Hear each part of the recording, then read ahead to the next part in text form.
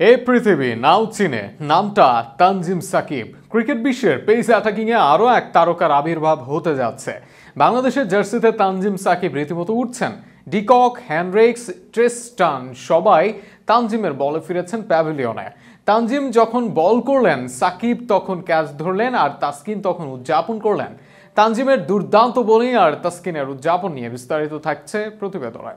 বল করলেন তানজিম সাকিব, ক্যাচ ধরলেন সাকিব আল হাসান আর দুই হাত মেলে উদযাপন করলেন তাসকিন আহমেদ। ক্রিকেট একটা টিম গেম, আর সেখানে টিমের হয়ে আজ বাজিমাত করেছেন তানজিম।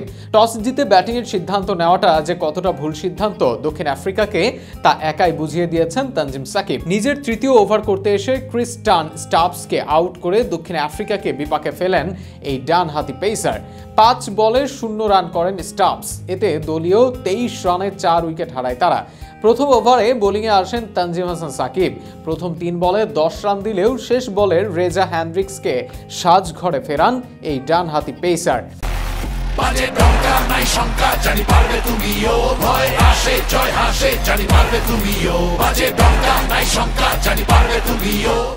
দ্বিতীয় ওভারে 7 রান দেন তাসকিন। এরপর তানজিম সাকিবের হাতে আবারও বল তুলে দেন অধিনায়ক শান্ত।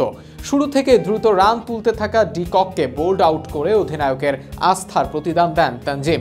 11 বলে 18 রান করেন ডিকক। দলীয় 19 রানে 2 উইকেট হারায় প্রোটিয়ারা। তানজিম সাকিবের ধাক্কা সামলে না উঠতেই নিজেদের দ্বিতীয় ওভারে এইডেন মার্করামকে সাজঘরে ফেরান তাসকিন আহমেদ। 8 বলে 4 রান করেন এই ডানহাতি ব্যাটার। তবে তাসকিন তৃতীয় উইকেট নিলেও তানজিম সাকিব জানান দেন তার দায়িত্ব এখনো শেষ হয়নি।